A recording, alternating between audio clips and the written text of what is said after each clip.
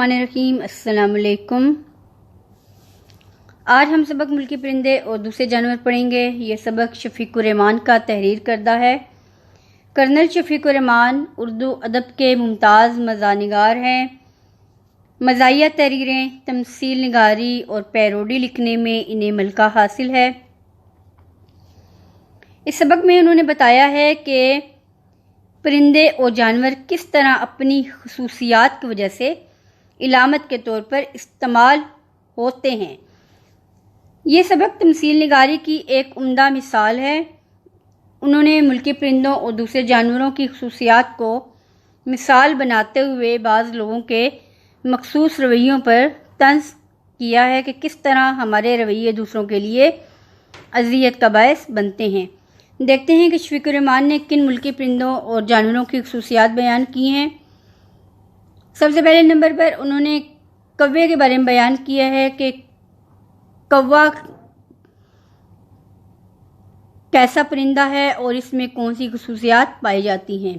तमसील निगारी में कौवे की मिसाल पेश करते हुए उन्होंने बिलावजह बोलने और शोर मचाने वालों पर तंज़ किया है। देखते हैं कि शफीकुर रहमान कौवे के बारे में क्या कहते हैं।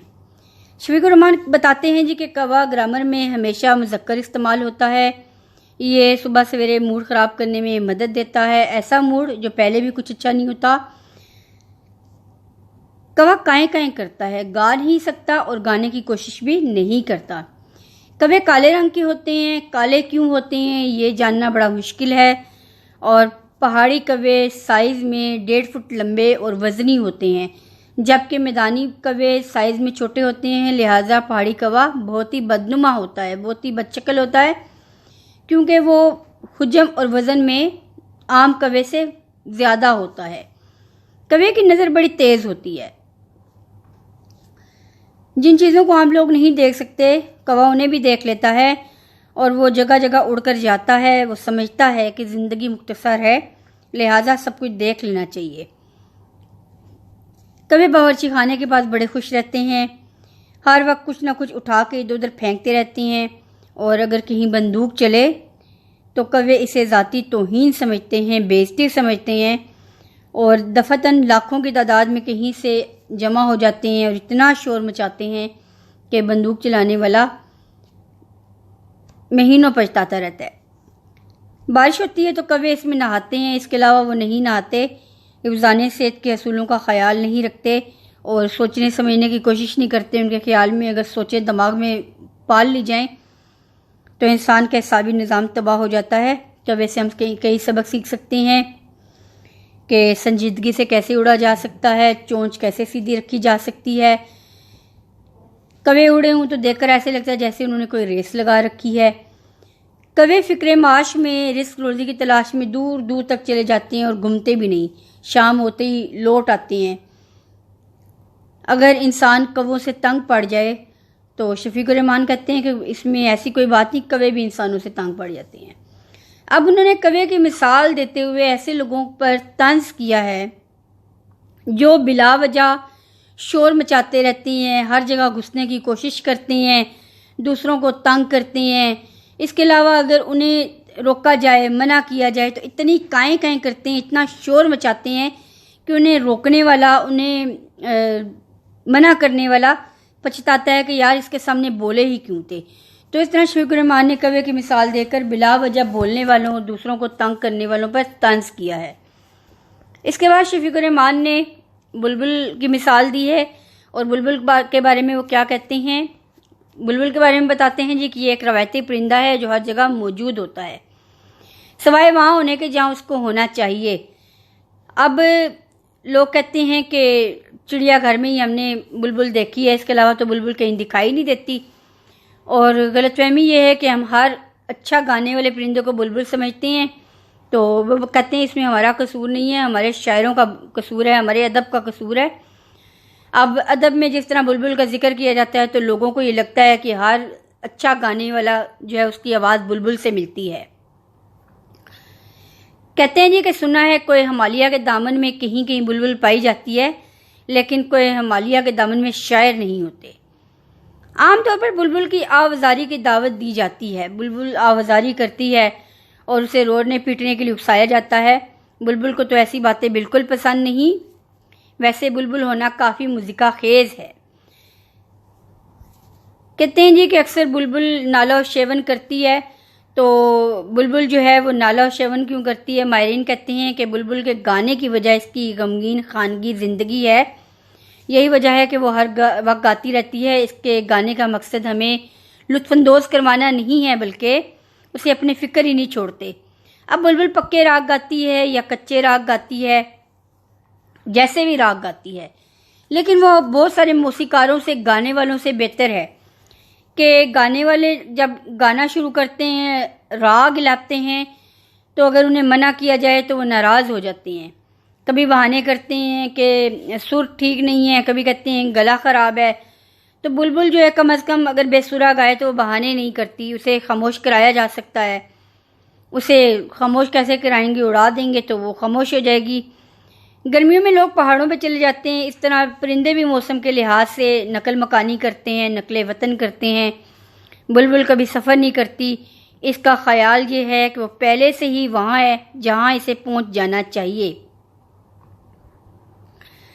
تو اس طرح شفیق الرحمان نے بلبل کی مثال دیتے ہوئے تمثیل نگاری کے ذریعے ایسے لوگوں پر طنز کیا ہے جو گلوکاری تو نہیں جانتے لیکن پھر بھی لوگوں کی سماعتوں کا امتحان لیتے ہیں۔ بے سرے گلوکاروں پہ، بے سرے موسیقاروں پر طنز کیا ہے کہ جب وہ گانا نہیں جانتے اور پھر بھی گاتے ہیں، اور گانے کے بعد اگر شکایت کی جائے کہ وہ بے سرے ہیں تو وہ الٹا بہانہ بناتے ہیں، اپنی غلطی کو تسلیم نہیں کرتے بلکہ بہانے کرتے ہیں۔ تو اس طرح انہوں نے بے سرے موسیقاروں پہ، گلوکاروں پر طنز کیا ہے۔ اگلے نمبر پہ انہوں نے بھینس کی مثال دی ہے جی۔ یہ تمثیل نگاری کی ایک عمدہ مثال ہے، اور اس کے ذریعے انہوں نے سست اور نکمے لوگوں کو آڑے ہاتھوں لیا ہے۔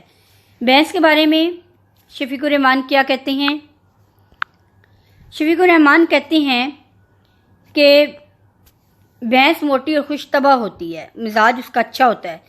بھینسوں کی کئی قسمیں ہوتی تو ہیں لیکن وہ سب ایک جیسی ہی دکھتی ہیں، کچھ خاص قسمیں نہیں ہیں، اور بھینس کا وجود انسانوں کے لیے بڑی خوشی کا باعث ہے۔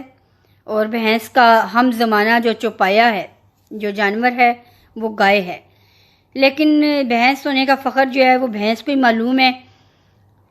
کہتے ہیں جی بھینس کے بچے شکل میں ننیال اور ددیال دونوں پر جاتے ہیں، لہذا فریقین میں کوئی کسی قسم کی بحث نہیں ہوتی اور نہ ہی وہ ایک دوسرے پر تنقید کرتے ہیں، کیونکہ وہ ایک جیسے ہوتے ہیں۔ کہتے ہیں بھینس سے ہماری محبت بڑی پرانی ہے، بھینس ہمارے بغیر رہ سکتی ہے لیکن ہم اس کے بغیر ایک دن بھی نہیں رہ سکتے۔ آج کل یہ شکایت عام ہے کہ لوگوں کو کوٹھیاں ملتی ہیں تو ایسی جن میں گیراج تک نہیں ہوتے، جہاں بھینس باندھی جا سکے۔ زیادہ بھینسیں اتنی بدی نہیں ہوتی مگر کچھ کچھ ہوتی بھی ہیں۔ اب جب بھینس دور سے آ رہی ہوتی ہے تو وہ حجم میں ہر طرف سے برابر ہوتی ہے، تو معلوم ہی نہیں ہوتا کہ وہ بھینس آ رہی ہے کہ جا رہی ہے۔ رنگ بھی اس کا کالا ہوتا ہے ایک ہی جیسا، تو اس لیے اس کی پہچان نہیں ہوتی کہ وہ آ رہی ہے جا رہی ہے۔ رخ روشن کے آگے شمع رکھ کر والا شعر کہتے ہیں جس کی مثال یاد آ جاتی ہے۔ کہتے ہیں جی بھینس ورزش نہیں کرتی اور نہ ہی اپنے جسم کا خیال رکھتی ہے، نہ ہی خوراک کا خیال رکھتی ہے۔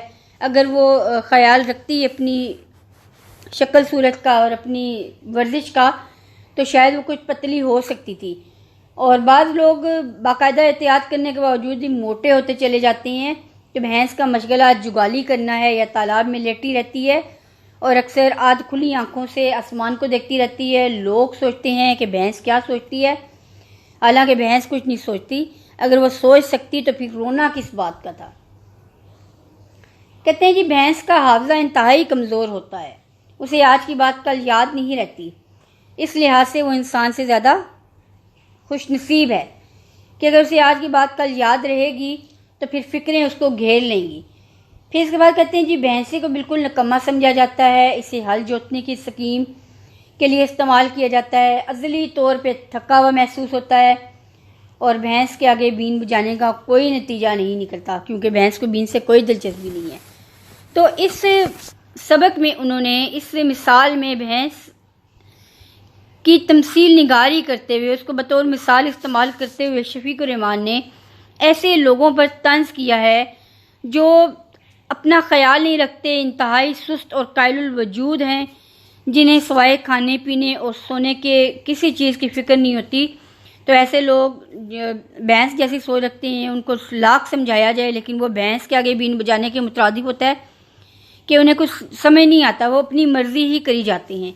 تو اس طرح شفیق الرحمان نے نکمے اور سست لوگوں کو آڑے ہاتھوں لیا ہے.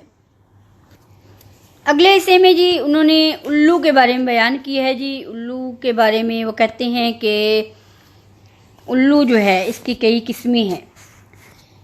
اب الو کو مثال دیتے ہوئے انہوں نے بیوقوف لوگوں پر طنز کیا ہے، جو بڑے سادہ مزاج بیوقوف قسم کے لوگ ہوتے ہیں، جنہیں اپنی کسی قسم کی کوئی فکر نہیں ہوتی. تو اس کے لیے انہوں نے الو کی مثال دی ہے. دیکھتے ہیں کہ شفیق الرحمان الو کے بارے میں کیا کہتے ہیں. کہتے ہیں جی کہ الو ایک بردبار اور دانشمند پرندہ ہے جو کھنڈروں میں رہتا ہے. پرانے بادشاہوں کے روز نامچے میں الو کے تذکرے کے باوجود الو کی پوزیشن بہتر نہیں ہو سکی. الو کے 20 قسمیں ہیں. الو کی عادتیں آپس میں اتنی ملتی جلتی ہیں کہ ایک الو کو دیکھ لینا تمام الوؤں کو دیکھنے کے مترادف ہے، اور جنہیں فطرت سے محبت ہے انہی لوگوں کو الو پسند آ سکتا ہے. کہتے ہیں جی کہ روزمرہ کے الو کو بوم، اور بوم سے جو بڑا الو ہے اس کو چغد، اور چغد سے بھی بڑا جو ہے وہ آج تک دریافت نہیں ہوا. یعنی کہ بیوقوف لوگوں کی بھی انہوں نے اقسام بیان کی ہیں کہ بعض لوگ کم بیوقوف ہوتے ہیں اور بعض ایسے بیوقوف ہوتے ہیں کہ انہیں کوئی نام ہی نہیں دیا جا سکتا. الو دن کا آرام اور رات کو تو ہی تو کا وظیفہ پڑتا ہے. یعنی کہ دن ہوتی ہے تو وہ سویا رہتا ہے، اور رات ہوتی ہے تو پھر سوچنے لگتا ہے کہ اب کل کیا کرنا ہے. اگر ایسا ہے تو ان خود پسند علموں سے بہتر ہے جو ہر وقت میں سوچتے رہتے ہیں، شوق اور باطنی باتوں سے پرہیز کرتے ہیں اور اس سے مزاج سے محروم ہیں، یعنی کہ ان کے اندر کوئی بھی حس نہیں پائی جاتی ہے. مادہ ننھے علموں کی بڑی دیکھ بھال کرتی ہے. جو ماں ہوتی ہے وہ اپنے علموں کی بڑی حفاظت کرتی ہے. جب وہ بڑے ہوتے ہیں تو ان کی شکل اپنے باپ سے ملنے لگتی ہے تو ان کو گھر سے باہر نکال دیتی ہے. الو اپنے بچوں کی تعلیم و تربیت اس لیے نہیں کرتا کہ وہ سمجھتا ہے کہ ان کی تربیت کرنا بیکار ہے، ان کی تربیت کرنے کا کوئی فائدہ نہیں ہوگا. اور اچھے الو دور جنگلوں میں رہتے ہیں. الوؤں کو برا بھلا کہنے سے پہلے اتنا ضرور سوچ لیں کہ انہیں الو کہنے کی کیا ضرورت ہے. ان بیچاروں نے کون سا الو بننے کے لیے التجا کی تھی. تو الو کو مثال دیتے ہوئے شفیق الرحمان نے ایسے لوگوں پر طنز کیا ہے جو انتہائی سادہ مزاج اور ایک طرح سے بیوقوف بھی ہوتے ہیں، جنہیں اپنے مستقبل کی، اپنے حال کی کوئی فکر نہیں ہوتی، اور وہ جس حال میں ہے اسی حال میں مست رہتے ہیں. مائیں ایسے بچوں کی بڑی حفاظت کرتی ہیں، ان کا بڑا خیال رکھتی ہیں، کیونکہ ان کا یہ خیال ہوتا ہے کہ یہ ہمارے سادہ لو بچے ہیں. تو کہتے ہیں کہ اب بیوقوف بندہ جو ہے اس کو بیوقوف کہنے سے کیا ملے گا، اس بیچارے کے پاس عقل ہی اتنی ہے. اب اس کو الو کہیں گے، اسے بیوقوف کہیں گے تو اسے کون سا فرق پڑ جائے گا. اس بیچارے نے کون سا عرض کی تھی، گزارش کی تھی کہ ہمیں الو بنا دیا جائے. تو وہ پھر اب جب آگے بڑے ہوتے ہیں تو اپنے بچوں کی بھی کوئی تربیت نہیں کرتے. وہ کہتے ہیں الو ہیں، الو کے الو ہی رہیں گے، تربیت کر کے ان کا کیا کرنا ہے. دیکھتے ہیں جی کہ آگے شفیق الرحمان نے کس پرندے کی مثال دی ہے. جی آگے انہوں نے بلی، جانور بلی کی مثال دی ہے. اس مثال کے ذریعے، تمثیل نگاری کے ذریعے انہوں نے فیشنیبل اور لڑاکا عورتوں پر طنز کیا ہے. شفیق الرحمان بلی کے بارے میں کیا کہتے ہیں؟ بلی کے بارے میں کہتے ہیں جی کہ بلیوں کی کئی اقسام ہیں. جو لوگ بلیوں کی قسمیں گنتے ہیں ان کی بھی کئی قسمیں ہوتی ہیں. کہتے ہیں کہ جو لوگ بلیوں کی قسمیں گننے لگتے ہیں وہ بھی کئی قسم کے لوگ ہوتے ہیں. جو لوگ بلیاں پالتے ہیں ان کو یہ وہم ہو جاتا ہے کہ بلی انہیں خواہ مخواہ چاہتی ہے، اس لیے نہیں کہ وہ بلی کے قیام و طعام کا بندوبست کرتے ہیں. کاش کہ ایسا ہی ہوتا. بلی دوسرے کا نقطہ نظر نہیں سمجھتی. اگر اسے بتایا جائے کہ ہم دنیا میں دوسروں کی مدد کرنے آئے ہیں تو اس کا پہلا سوال یہ ہوگا کہ دوسرے یہاں کیا کرنے آئے ہیں. سال بھر میں بلی سدھائی جا سکتی ہے، مگر سال بھر کی مشقت کا نتیجہ صرف ایک سدھائی ہوئی بلی ہوگا. جہاں بقیہ چوپائے دودھ پلانے والے جانوروں میں سے ہیں وہاں بلی دودھ پینے والے جانوروں میں سے ہے، اور اگر غلطی سے دودھ کھلا رہ جائے تو آپ کی سدھائی ہوئی بلی دودھ پی جائے گی. اب جی بلیوں کے بارے میں بتایا گیا جی کہ بلی اور چوہے کی رقابت بڑی مشہور ہے. بلی برداشت نہیں کر سکتی کہ انسان کا کوئی وفادار دوست ہو، کیونکہ بلی میں برداشت کی کمی ہوتی ہے. چند بلیاں گھر میں سارے چوہوں کو ختم کر سکتی ہیں۔ چوہے تو دور ہو جائیں گے مگر پھر بلیاں ہی رہ جائیں گی۔ بلیاں دن بھر میک اپ کرتی رہتی ہیں، ان کی جلد پر طرح طرح کے ڈیزائن ہوتے ہیں۔ موٹی بلیاں اپنے جسم پر لمبائی میں سیدھی دہاریاں بناتی ہیں کہ ان کا موٹاپا چھپ جائے اور وہ سمارٹ اور پتلی دکھائی دیں۔ بلیاں دوپہر کو سو جاتی ہیں، وہ رات تک کا انتظار نہیں کر سکتی ہیں۔ بعض اوقات بظاہر سوئی ہوئی بلی ادھر ادھر دیکھ کر چپکے سے باہر نکل جاتی ہے۔ اگر اس سے پوچھا جائے کہ کدھر گئی تھی تو وہ ناراض ہو جاتی ہے۔ بلی کی جگہ کوئی بھی ہو وہ خفا ہو جائے گا۔ ایک ہی گھر میں سالہ سال گزارنے کے باوجود انسان اور بلی اجنبی رہتے ہیں۔ زندگی کتنی عجیب ہے۔ یہ سبق شفیق الرحمان کے کتاب مزید حماقتیں سے لیا گیا ہے۔ بلی کی مثال دے کر شفیق الرحمان نے ایسی خواتین پر طنز کیا ہے جو فیشن پرست ہوتی ہیں یا لڑاکا طبیعت کی ہوتی ہیں۔ اگر انہیں روک ٹوک کی جائے تو آگے سے بحث کرنے لگ جاتی ہیں۔ تو بعض عورتوں کی جو سوچ اور خیالات ہیں وہ قدرے مختلف ہوتے ہیں۔ وہ کسی طرح کی پابندی برداشت نہیں کرتی ہیں۔ اگر وہ یہ بھی برداشت نہیں کرتی ہیں کہ جس شخص کو وہ چاہتی ہیں یا جسے وہ اپنا ہمدرد سمجھتی ہیں کوئی اور اس سے ہمدردی کرے، تو اپنی جسامت کا بلیوں کو بڑا خیال ہوتا ہے۔ اگر وہ موٹی ہوں تو پھر ایسے لباس زیب تن کرتی ہیں، ایسے کپڑے پہنتی ہیں جس سے وہ سمارٹ دکھیں۔ تو یہ ہو گیا شفیق الرحمان کا سبق کہ انہوں نے کس طرح تمثیل نگاری کے ذریعے لوگوں کے رویوں اور عادتوں پر طنز کیا ہے۔